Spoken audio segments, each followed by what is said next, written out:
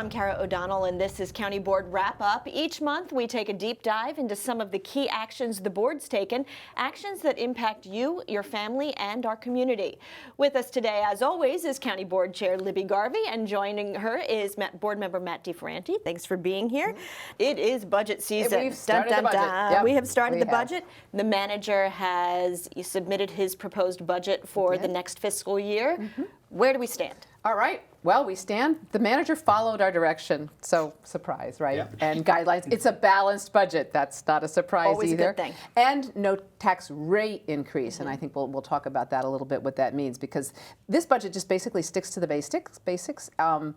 We are starting to see, which we'll talk about, a little uptick in revenue because of Amazon coming, and commercial vacancy rate is going down, which is a great thing. So we've got a little more money, but the manager really is taking it very seriously. And in fact, the growth in this budget is under 3%, which is unusual. Usually if you just kind of keep doing the same thing, you don't change anything, you grow at least 3%. So he's cut that, despite the fact that we've got sort of an increase in revenue and could be doing more. I think it's an innovative budget. I think it's really, as I say, sticks to basics, though, which is exactly what it should do. And so we're embarked on a whole lot of work. There are going to be lots and lots of work sessions. I think some of the basic, most important things are stormwater management. We had that terrible storm on July 8th. Clearly, we've got to do something different with our infrastructure. Education is a big. I suspect schools they're presenting their budget. I think it's tomorrow, and I suspect there's going to be a gap that we're going to have to work through. And so there are always going to be some tough choices to make. But all in all, I think it's a really good budget. It's kind of innovative, but I'll turn over to my colleague here, and then I'd love to just talk a little bit about some of the ways I think it's innovative. Okay. Yeah, well, you touched on sort of the big frame that we have for this, which is that there's not. The tax rate is going to stay the same. I think it's just worth underscoring a little bit that this is the start of the process. Right. And I got a call yesterday frantically saying, oh, I want this specific line item increased. And I said, okay, this is the manager's proposal, and that's relevant. April, wait till April. Exactly. Yeah. So you did touch on a couple of the things that I think are going to be a big part of our discussion. Schools and housing are going to be two pieces that we're going to try and fit here. I think it's important to note that this is about the basics. It's also investing, but doing so in a fiscally responsible way. We have to be mindful that even as the rate stays the same and is lower than other jurisdictions in Northern Virginia, still the increase in the value of people's property is going to right now mean a slight increase in taxes. And actually the highest increase since 2016. So the average, there is no average homeowner, but the average is going to go up about $376 if we aren't able to cut it. I think several of us, including myself, said that we hope to find a way to lower the tax rate at least a little bit, because right now with the increase in the assessments, I think it's going up about 4%. Okay. So people would see their taxes going up, even though the rate we're keeping the same. And there have been years in the past where we've increased the rate. So, right. But as I say, I'd like to lower it a little bit, which would be great. So one of the areas is housing. I know affordable housing, people are always after that, which is, that's what every great city in the world is dealing with right now is the cost of housing. Can people afford to actually live here? I was pleased at a number of the things that the manager did that I think are pretty innovative. One of them, which is let's eliminate library fines, which is really interesting. They're doing that in a number of cities, and that's part of our equity initiative, which is also very important. What we found out is the people who are, kind of burdened the most by library fines are your poor folks and kids. So does that really help accomplish what we want to accomplish? No. Now, how do you get people to take back their books? I was just going to say, how do we get to that? Well, if you've got an outstanding book, you don't get given another one until you bring back the one that you got, So that's a way of doing that. And most places have found it's really working very well and meeting their objectives. So we'll have some metrics to measure with, but I think that's really exciting and innovative. And it just kind of makes sense. There's sometimes we just do things because we've done them for 200 years, Yeah. So let's try a different way. Another one that I was really pleased to see was that the manager's putting in some traffic control officers. So these won't be policemen with guns and they can write tickets and things like that, sworn officers, but it'll be a step up from what you call meter maids, people just checking the traffic, but just checking like scooters, like if they're not supposed to be sidewalks but on the street. They can they can go after they can deal with that, and they also can deal with people like trucks parking in the bike lanes.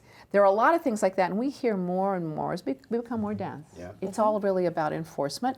And once people know you're going to enforce it, then they start to behave a little better. And I think just everybody behaving a little better and being more Sure. thoughtful of everybody would be good. Sure. And just kind of getting used to all those different modes of transportation that exist here in Arlington that we didn't have 5-10 years ago. And you need to think about where you park, and you need to think about how fast you're going, and think about that there are people there. And once we do that, take a deep breath, we'll all be better off. There are a couple others, but I'll let you jump in here. I'm very enthusiastic about this traffic enforcement position. I think the manager also described how. And I think he's going to hire 4. I think he's hoping for 4 in this budget, 4 positions. Yeah, but the same position, but 4 people doing it. Yeah, so I think that's a great innovation, and there's also a couple of others. We talked a little bit about a flood resilience position that could help us just make sure that we're keeping everyone safe. And actually, that resilience, but it's not just floods, it's also like just resilience in general, because we've got a lot of things, as I'm sure people are thinking about coronavirus right now. Sure. There are just a lot of ways that this community can be a little more resilient. We've got somebody out working with them. I think you're absolutely right. That's really an important position. Yeah, and I think these innovative positions, in addition to the basics that we've covered, we'll have a big discussion. We always do. We get hundreds and hundreds of emails, and there'll be a bunch of work sessions over the next 4 weeks or 5 weeks. But all this leads up to a hearing on March 31st, and then which is on the budget as a whole, and then a tax rate hearing on April 2nd. But I kind of think of it as all the things we want to do. We have to hear from the entire community, and the different priorities. We try to order those and pull those together. It's sort of a competition for what are the most pressing needs, and we try to balance that. And that's what makes Arlington a great community. That's why they pay us the big bucks. Well, but I do. That's a whole other story. It sure a is. whole other Yeah. story, exactly. But it's hard. It's hard. And at one point, and I think I might want at some point get back to this. There were a few years where we did the tax rate hearing and the budget hearing kind of simultaneously, because this way everybody comes to us, as you say, and they want this and this and this and this, and that's great. Everybody wants things, which I get. They're all good, valuable things, or almost all of them. And then you get to the tax rate, and everybody wants their taxes cut. So Where's that? where is the balance? Yeah. And I really like the people that want things to hear from the people who are really hurting because of the tax rate, because this really does, for a lot of people, it's not a big $376 is not a big deal a year. But for some people, it really is. It really is, and you need to hear about that. One of the other innovations I wanted to just touch on that we're trying, it's a pilot, is these flood alarms. Because with that flood that we had on July 8th, I mean, it was a miracle no one was killed. And I really am pleased that Aaron Miller, our emergency manager, has really kind of been looking at what can we do. And one of the things, simple, they're not expensive, but in certain areas, get flood alarms. So if there's a flood, it will set off and wake people up. The point is in the middle of the night. If that flood had occurred in the middle of the night, I think we would have lost folks. I really do. The stories I hear just makes your blood run cold. I've seen videos of people's yards, from their Ring cameras, whatever. Well, on their and their doorbells basements, which sometimes are bedrooms, and if you're not prepared, you can just get trapped. So I think the flood alarms is a great thing. So that's a pilot that we're starting to. And would that be something like an Arlington Alert program where people would be notified immediately, or would they be community audible alarms? So this is something that's like a in fire your alarm? home. It's in your home or nearby. Some of it's in certain road areas, and when the water hits it, the alarm goes off. Ding. Yeah. Which I think is great. So it's actually a pilot. We're not doing it everywhere right away, but they're not particularly expensive, and they seem like a really good idea to. So between now and when the budget is approved in April, what is the process for everyone? We spend lots of time together. We sure do. So we have work session most Tuesdays and Thursdays, I think usually. We'll have a 2-hour work session where the board focuses on a particular part of our county services, and you can see that online, what it is. If you're interested in some issues, you can find the one you're interested in. You can come and sit in the room with us if you want. You can watch it online while we're talking. You can come back at night and say, oh, let me check out what happened, and it's there for viewing. Very interesting. Well, let's switch gears a little bit, and this is a really nice one. We've been talking about childcare in Arlington for years now, quite frankly, and we've got a really nice donation from a private business for our childcare. We do, and it's through the Community Foundation. So the Arlington Community Foundation set up an initiative trying to get scholarships to, I think it's 1,000 children from low-income families to see that they have high-quality childcare here in Arlington. As anyone with children watching this will know, if you are trying to find childcare, this is like the most expensive place for childcare in the entire region. And stressful finding it. Oh my, oh my. You know, I've watched, I will say, you know, I'm of a generation when we just started sort of struggling with this and childcare was really impossible. And I come forward, and somehow I assume things would have been fixed. And then my daughters have children, and I'm watching them, same struggle I had. It hadn't gotten any better, which made me really angry. And our colleague Katie Crystal really launched this, a couple of years ago, which I think is great. Sure, and we've seen so much in terms of accessibility for childcare across the county. Additional slots coming in, and there's been great work. But there's also affordability. Exactly. And that is really what this grant starts down the road to do. And we recognize through it that we're going to need private funding in addition to the county working on this issue. But the Nestle company contributed through the Arlington Community Foundation. Yeah. As you mentioned, the 1,000 children, we're just starting on that road. Right. But I do think you and Katie speak really compellingly about how this is a key component of just how real the American dream is for families. And it goes across incomes and across the county.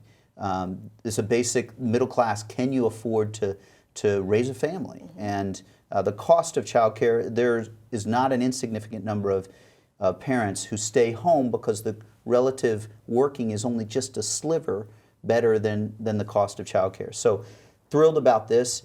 And really, the work that Katie Crystal has led has been great. But the whole board moved before I joined, and now we're continuing that work. And we need to pull more and more people in to this affordability challenge because it's relevant to those who are in the middle class and working to get there. So to break it down, Nestle Corporation gave $200,000 through the Community Foundation for these child care scholarships. They've set up the Shared Prosperity Initiative through the Community Foundation, and this is part of that. So how would someone apply to get one of these scholarships? It's through our Department of Human Services. Okay. So they manage it. This is really a multi-level partnership, and it's great that so there's the Shared Prosperity Initiative that the Community Foundation is doing, and they are hoping for a lot of corporate donations, and we're really pleased. Nestle's the first. They stepped up $200,000, and that's great. But we want other folks to step up too, because frankly, more and more as companies come here for our innovation economy and the talent we have in our workforce, a lot of that talent have families with kids.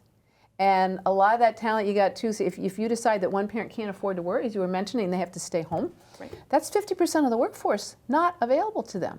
So it's really in all of the corporations' interest here. It's in all of our interests to be providing low-cost, affordable, quality childcare. So that's great. We're hoping more will step up. We're really pleased that they did that. And you do have to be, for this particular scholarship that the Community Foundation is doing, and we're running through Department of Human Services, you have to be at or below 30% of the AMI here, the average median income in Arlington. So it's not for everybody, and they have to meet certain requirements. And we're just trying, this is only going to do, I think it was about 7 to 9 children. It's not a lot because childcare is so expensive. It's a nut we really need to crack in this country. They've done it in Europe. We ought to be able to do it here. This is a good first step. Yeah, it is. Okay, well, we're going to take a short break, and when we come back, I'm going to ask the board members about the innovative approach the county's proposing for 3 Crystal City site plans, as well as a new home for a nonprofit that matches day laborers with employers. Stay with us.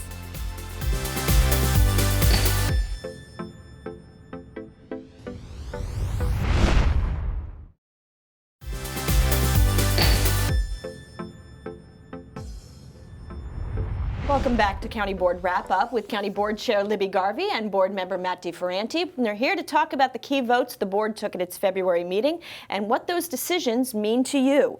Now let's talk about this phased development site plan idea for Crystal City. And we're talking about 3 different plans, correct? But one plan that's innovative. Take it away, Matt. Sure. So in the past, we've done phased development site plans. This is just an innovation, a tweak really on that is taking 3 properties that are really related in terms of neighborhood, but they're not directly contiguous. We put them together so that we could evaluate the density and the development in the area as a whole in a unified approach. And I think we're seeing a lot of changes in Crystal City, but we're also engaging the community in that discussion. So we advertised this in March, and we're now set forth, and staff is going to do the work with a lot of the stakeholders in the area, and I think this is a great approach. We want to evaluate things thoroughly and have the correct amount of process, but we don't want to get so bogged down in process that the sort of the extremes, the over process that sometimes we worry about with respect to the Arlington Way gone amok happen. And so I think this is a great approach, and we've started on it, and staff's going to bring expertise to a good way forward. Yeah. So just kind of streamlining the process. It's streamlining the process, but it's going to let us probably get more benefits for our community, which is great. Yeah, I mean, the old-fashioned way of doing it, which often where you do this spot and you just look at that and do it, and then you would do this one and look at it and do it. Well, if you put them all together, you can find some ways to collect, and it's taking a holistic approach, which frankly, that the residents of the Crystal City area have been asking us to do for a long time, Yep. And it's clear that you really need to do that. So I think we will get some more benefits out of it, and they will come faster. I think it's going to be a lot better way to do it. I'm really pleased our staff came up with it. Again, as you said, it was tweaking and not a huge difference, but it's amazing how hard it can be sometimes to come up with just, oh, why don't we try that? And I'm just It's kind of what you were saying earlier, not the way we've always done it, not because the way right, we've always done it. Exactly. So that's great. this is the public hearing phase then for this area, correct? And we'll then move on from that. Yeah, it's a public review process, and it's partway down. We do them for all of the different groups. It's with JBG is the one, and that's one of the reasons we're able to do it all Sure. at once is because it's single always development. But it's also, I'm glad you mentioned that, because there is going to be full public input. It's just going to be for these three linked together. Okay. And then they'll be considered separately when the buildings come. So, Okay, all right, so that's important to note as well. So, and we'll move on from there to really about SEEC, the Shirlington Employment and Education Services. They are making a move. Tell me a little bit about that. They are. Sure. So this is, the SEEC has been, it's an Arlington institution. It was a response to so many of the challenges that we saw with respect to day laborers. And really, part of what Arlington being inclusive and recognizing the humanity of all residents and all who need help. And so we had a site, which is right down there near the Weenie Beanie, that Shirlington. in Yep. Shirlington, that provided a place where we could help with employment. And now we have a facility at Arlington Mill that can provide services, and we're better linked in. And Andres Tobar, who has worked on this, has done such service for our community for a long time, and he has and his organization have really been linked in with employers, so there's still going to be those benefits. It's just going to be done in a more streamlined way, where actually 45–46% of those using these services are in that community. So they'll be closer. The employment services and support will be closer to where more Arlington residents live. So it's a good step. I know we're all thrilled to move forward with it, and it'll be happening over the coming months. Yeah, So they're moving from the Shirlington site into Arlington Mill Community Center. Right. Is this a permanent move? Is this a temporary Well, it's move? permanent Is for now. this We're going to see how it TBA? goes. I mean, the Yeah. program keeps changing. Yeah. When Andres started in 2001, there were, let me say, 150 people. I mean, I remember this because it's my neighborhood. There were just so many. It was when we were first having the huge influx of immigrants because of all the wars going on in Central America. It's gotten a lot different, and that was before really cell phones. So people have different ways of connecting now. And so this is going to really kind of professionalize it, bring it into the 21st century, a way of connecting people who, need work and can work, and with people who need workers. And I think it's going to be better all the way around. It also will open up that space because that's going to be Jenny Dean Park, and that space will be developed to be a park. So I think it's just a win-win all the way around. It's great. Yeah. Great. Yeah. Let's see how that works out. Okay. Well, we are going to take another short break. When we come back, we'll take a look at an offer the board's making to civic associations and other community groups about housing, as well as some plans to renovate Edison Park.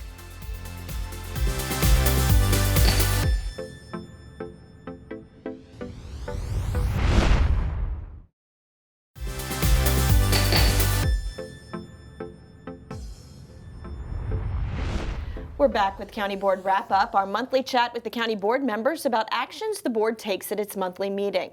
I've been talking with Board Chair Libby Garvey and Board Member Matt DeFerranti about the issues from the February meeting. And now let's talk about, it's always nice to talk about these park renovations stories that were improving Arlington's park. And this time we're talking about Edison Park. What kind of a makeover are we getting here? A major makeover, which is great. And this is part of the neighborhood conservation project. And it means that the citizens of that neighborhood, which is the Arlington Forest Civic Association, came together to kind of help us plan what they want and recommended this is what they wanted. It kind of fits in with our theme of childcare, right? We have a lot of children in Arlington, and this is a really popular park that really needs a major renovation. So we're putting in a little over $900,000.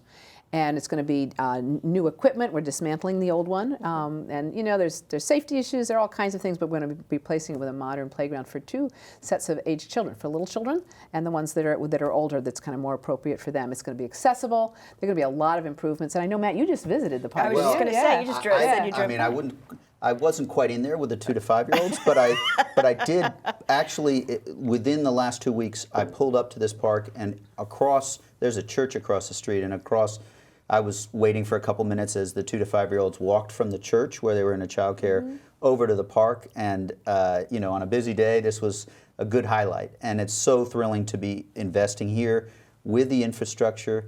Neighborhood conservation is a great program, and we also are providing for stormwater update to this facility, so it's a great project. Yeah. And this will be finished by the end of the year, correct? Fingers crossed. All right. Should be. Yep. Now, we'll wrap up today by talking about a new initiative that's a pretty big deal, the Housing Arlington Initiative and the Missing Middle segment. Tell me a little bit about this. So Housing Arlington is really one of the most important initiatives we've been undertaking, and I think, as I mentioned earlier in this segment, that housing is any major city where people want to live. It's a huge issue, and we've got to figure out how to make it so that everybody can thrive here.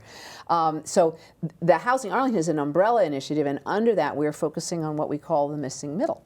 Now, the missing middle is, people often think we mean middle income people, which to some extent we do, but actually we're just talking about the form of houses. So on one end you've got single family homes, traditional, great, one family per home, separated. And on the other end, you've got, and that's more of our, our leafy suburbs. And then on the other end, you've got like your Roslins, your Crystal Cities, which is the high rises, and lots and lots of people in one building.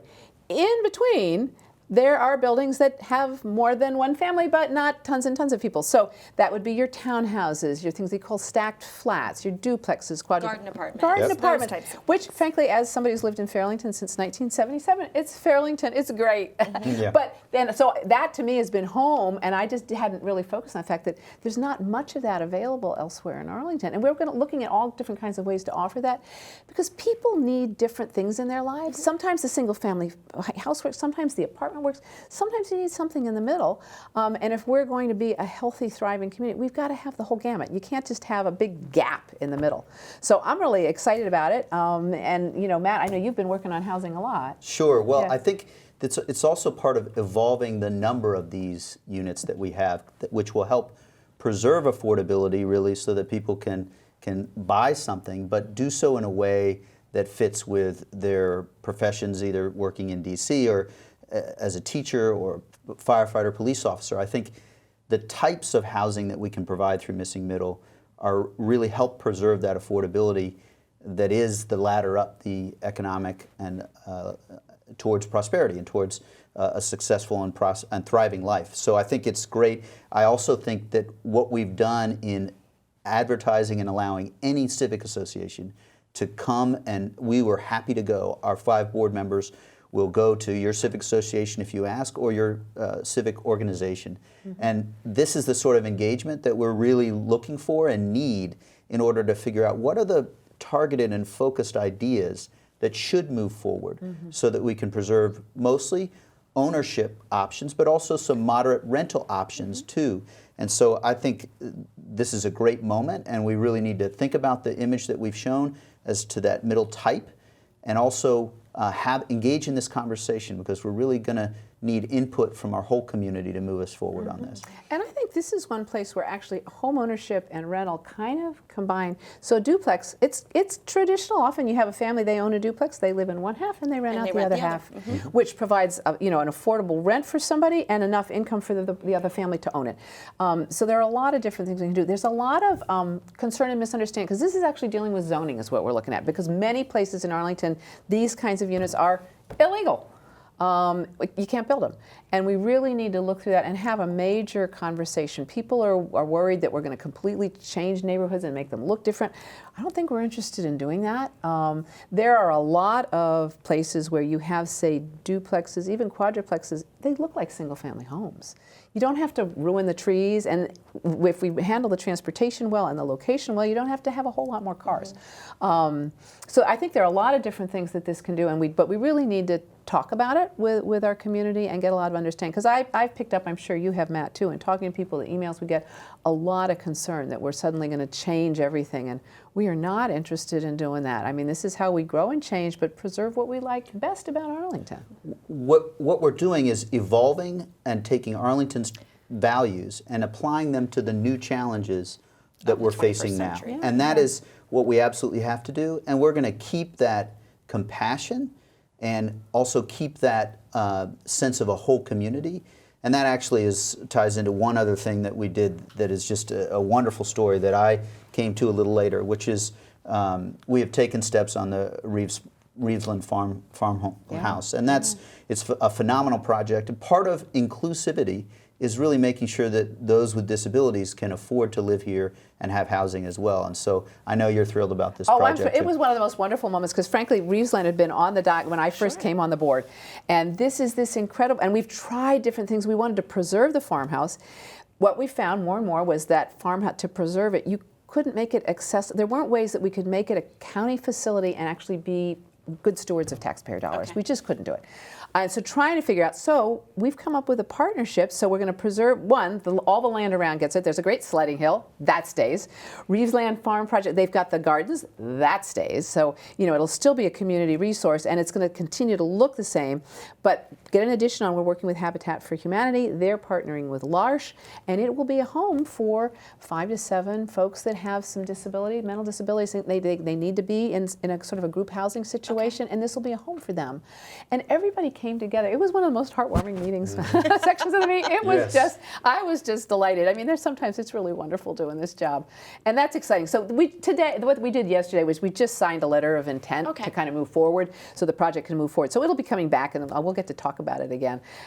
It's just heartwarming. It's perfect. And it is part, in a way, of that missing middle. Again, as you say, Matt, it's part of having it so options so everybody can live here. And in fact, sometimes there are people who are concerned. It can make it so people who are older, needing to downsize, or maybe need help staying in their homes, it'll make it possible for them to maybe have a family, live in the home, and then help run the house and take care of it, if that's what works for them. It might allow 2 younger families that really can't afford a home of their own but are comfortable together to buy one and each split the mortgage. I mean, there are a lot of things that we can do that can make it really work better for everybody.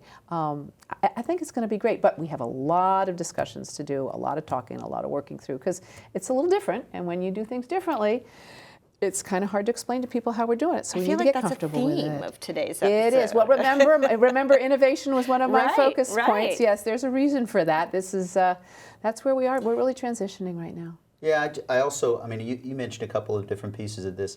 It's fiscally responsible, and it's serving more people.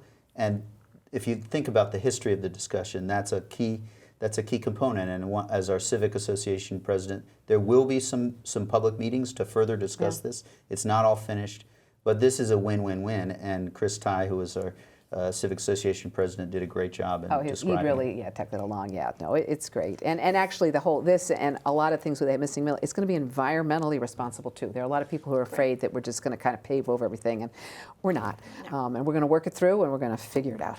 All right. Well, on that note, that will bring us to the end of our February board wrap-up. Thank you, Libby and Matt, for joining us today and for your insight. And remember, all of our county board meetings are open to the public and live streamed and archived on our website. That's arlingtonva.us. Just search County Board. I'm your host, Kara O'Donnell. I hope you'll join us again in March for another board wrap-up.